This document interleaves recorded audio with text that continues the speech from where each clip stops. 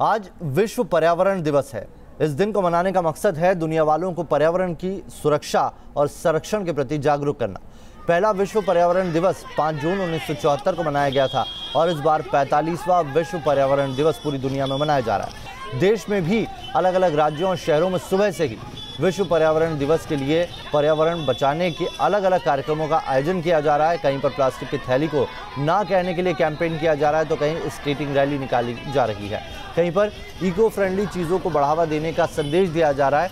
इन सब के बीच मुरादाबाद के बच्चों ने योग करके खुद को स्वस्थ रखने का संदेश दिया है। ये अलग अलग तस्वीरें पूरे देश में किस तरीके से आज के दिन जागरूकता फैलाई जा रही है, पर्यावरण के प्रति लोगों को सजग करने की मुहिम छेड़ी जा रही है।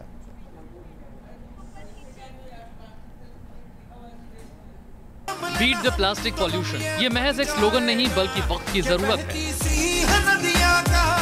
यही वजह है कि इससे जंग के गीत हिंदुस्तान में ही नहीं दुनिया में गूंज रहे हैं। बड़ी बड़ी हस्तियां इस कैंपेन को कामयाब करने में जुटी हैं। आखिर क्यों दुनिया की एक बड़ी आबादी के लिए प्लास्टिक पॉल्यूशन एक बड़ा खतरा बन गया?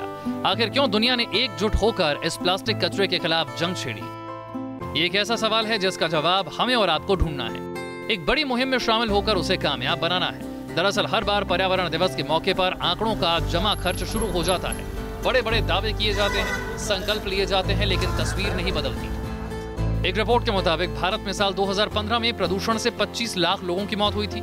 यानी हर 5 मिनट में प्रदूषण से 5 मौतें हो रही हैं, जो भूखमरी से मरने वालों की संख्या से कई गुना ज्यादा है। इसमें सबसे खतरनाक प्रदूषण प्लास्टिक कचरा है, जो मानव जीवन के लिए बहुत हानिकारक है। प्लास्टिक कचरे में कैडमियम और जस्ता होता है। ये प्लास्टिक गलता नहीं और इससे घातक प्रदूषण फैलता है। इससे संपर्क में आने वाले लोग स्किन डिजीज के शिकार हो सकते हैं।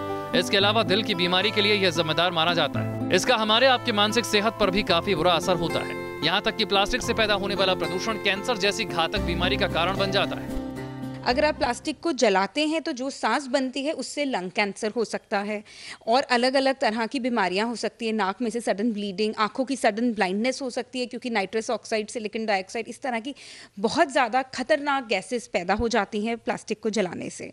प्लास्टिक को खाने से, जैसे अगर कोई मछली ने खाया या किसी चिकन ने खाया, मुर्गी ने खाया और वो हमारे शरीर में आ गया, उससे ब्लॉकेजेस हो सकते हैं। ईसोफेजियल कैंसर से लेके एंड में शरीर में कहीं भी कैंसर पैदा हो सकता है, सडन डेथ हो सकती है। भारत में प्लास्टिक पॉल्यूशन से निपटने की कवायद जोर शोर से शुरू की गई। कई नए इनोवेशन भी हो रहे हैं। हाल ही में एक युवक ने प्लास्टिक प्लेट के विकल्प के रूप में केले के पत्ते का डिजाइनर प्लेट बनाया, तो वहीं बाजार में भी प्लास्टिक बर्तन की जगह अब लकड़ी की थाली और दूसरे बर्तन नजर आने लगे हैं। अब एक राहत की बात है, क्योंकि सदर बाज़ार में ऐसी चीज़ें मिलने लगी हैं जो बायोडिग्रेडेबल हैं। ऐसे बर्तन या क्रॉकरीज मिलने लगी हैं जो बायोडिग्रेडेबल है। सबसे पहले एक दुकान में मैं आपको दिखाऊंगा। यहाँ पर ये सारे वुडन प्याले या वुडन प्लेट्स हैं जो 100% बायोडिग्रेडेबल हैं। और इसी दुकान की बात करें तो यहाँ सामने आप देख सकते हैं ग्लास है बायोडिग्रेडेबल। इसके अलावा स्पून्स, नैपकिन और जो दूसरी चीज़ें हैं, दूसरे आइटम्स हैं, ये तमाम बायोडिग्रेडेबल है। तो ये देखते हुए एक राहत की बात महसूस की जा सकती है। लेकिन प्रदूषण के खिलाफ इस जंग में सबसे बड़ा मुद्दा उसके किफायती होने का है। अभी ऐसे उपाय तलाशे जा रहे हैं जिससे लोगों की जेब पर बोझ भी कम पड़े और वो इस मुसीबत से निजात भी पा जाएं। प्रदूषण की समस्या से पूरी दुनिया परेशान है, लिहाजा तमाम देशों ने इससे निपटने के उपाय भी किए। स्वीडन ने प्लास्टिक की रिसाइकलिंग पर जोर दिया। स्वीडन के पास दुनिया की सबसे बेहतर रिसाइकलिंग तकनीक है। फ्रांस ने रोजमर्रा की जिंदगी में इस्तेमाल होने वाले प्लास्टिक प्रोडक्ट्स बैन कर दिए। फ्रांस पहला मुल्क है जिसने लोगों से बायोलॉजिकल डिग्रेडेबल चीजें इस्तेमाल करने को कहा है। वहीं अफ्रीकी देश रवांडा ने कड़ाई से प्लास्टिक पर पाबंदी लगाई है।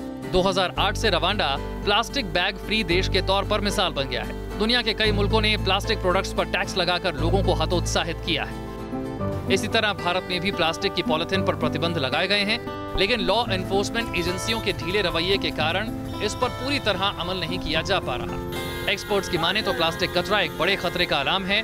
अगर अब भी हम नहीं सुधरे तो 2030 तक धरती पर 1650 लाख टन प्लास्टिक का कचरा हो जाएगा, जिसके लिए 66,000 हेक्टेयर भूमि की जरूरत पड़ेगी। तो आपको कैसी धरती चाहिए, फैसला आपको करना है।